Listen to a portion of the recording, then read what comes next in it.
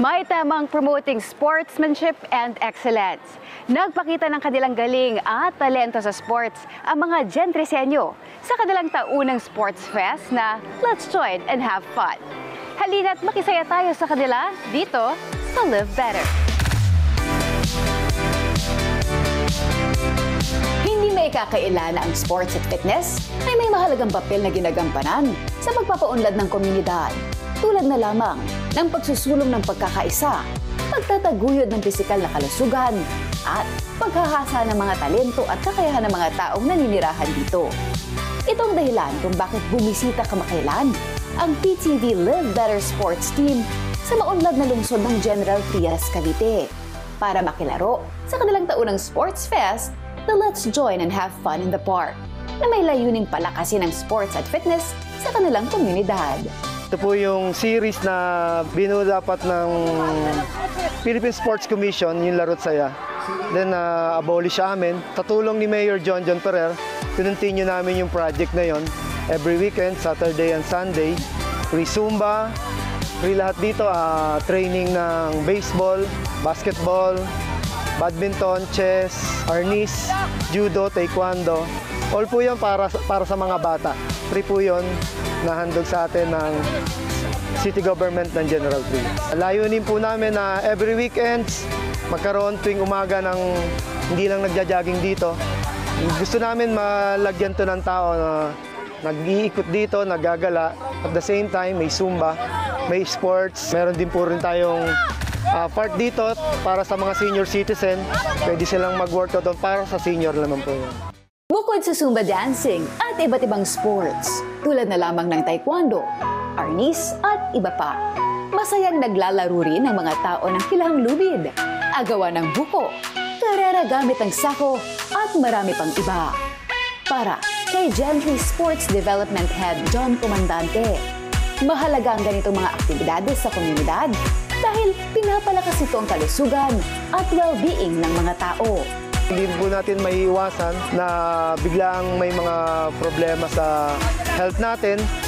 Kung nakaprepare po ang mga mamamayan natin, na lagi po sila nag-exercise dito, tumutulong po ang aming opisina. Naka-ready po ang bawat Gentrisenyo na yung katawan nila magkaroon ng magandang resistensya, maiiwas nga po sa darating pa mang sakuna or health problems. Naka-ready po ang Gentry para dito. Sa aking pag-iikot sa parke, nakilala ko si Julie Navoa, isang brain tumor survivor.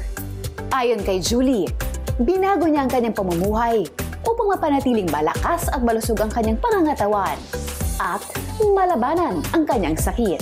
Kasi dati hindi naman ako nagsusumba-sumba na katulad ng ganito, sa bahay lang, ganyan, kain, tulog, ganyan. Kaya nakatulong talaga tong Zumba sa ating katawan. Siyempre pinapawisan ka, ganyan, bago yung mga kinakain ko ngayon, mga prutas, gulay, siyempre kailangan sa ating katawan yun. Lumakas po ang katawan ko, brain tumor, wala po akong sakit na kahit wala akong maintenance dahil sa gantong exercise sa Zumba natin. Walang talagang healthy living talaga. Walang rayuma, yan, ganyan. Sobrang saya dito sa City Park.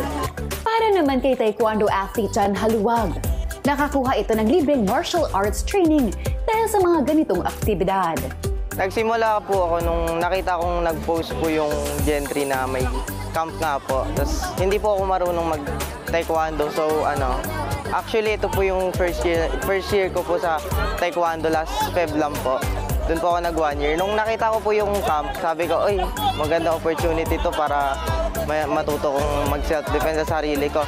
Then yun po, nung nag-summer camp po ako, nainganyo po ako, sabay tuloy-tuloy po yung training. Ang ganda po ng pinoprovide po ng Gentry dahil nagbibigay po sila ng free training po para sa mga kabataan na gusto pong matuto. Dagdag pa niya, marami siyang natututunan sa sports na nagagamit niya sa buhay. Natutunan ko pong disiplinahin po ang sarili ko kasi sa sports po na to, kailangan po may disiplina ka po para mag-improve. At nagagamit ko po siya sa pang-araw-araw na buhay ko po. Gaano nga ba kaimportante ang mga ganitong mga programa para sa mga kabataan? Importante po ito kasi lalo na sa panahon ngayon, delikado na po yung mundo. Kaya para sa kabataan po, need po nila matuto paano depensahan ng sarili nila. Kaya mahalaga po talaga ito. Tulad ng ibang atleta, may pangarap din si John na mabigyan ng pagkakataon na makapagsuot ng national tricolors at mairepresenta ang bansa sa international sports scene. Mga 3 to 5 months na po ako nagtitraining dito po sa Gentry. Nag-offer po yung instructor ko na lumaro na daw po ako kasi parang kaya ko na po. So, yung first competition na nilaroan ko po, nakakuha po ako ng gold. Kaya ayun po yung naging motivation ko para magpatuloy po. Kaya mas naano po ako. Nung na-motivate nga po ako, yun, kaya nag-set na po ako ng goal para alam ko po yung dadaanan ko. Kasi hindi kayo makaka-reach sa goal nyo kung wala kayong mapa na dadaanan po. Kaya yung goal ko po is maging national athlete po. Ano pang mga sports at grassroots activities ang maaari nating asahan sa lungsod? Katatapos lang din po nung baseball natin. Marami po rin tayong nakalatag na programa para sa mga coaches, para sa mga mamamayan po ng Gentry. Naka-open po ang Sports Development Center para po mabigyan sila ng atensyon sa sports. Ang regular na physical activity tulad ng pag-exercise at sports ay nagpapaganda ng cardiovascular health, nagpapalakas ng mga kalamnan, at nagpapahusay ng flexibility. Ang pagsali sa sports ay nakakabawas din ng stress, nagpapabuti ng mental health, at pinipigilan nito ang mga malalang sakit tulad ng diabetes at hypertension. Ang isang malusog na komunidad ay lumilikha ng isang masaya at positibong mamamayan na maaaring tumulak ng pag-unlad, paglago, at pagpapayaman ng isang bayan. At dyan na nagtatapos ang ating episode ngayong hapon. My name is Meg Siozon, encouraging everyone to live better.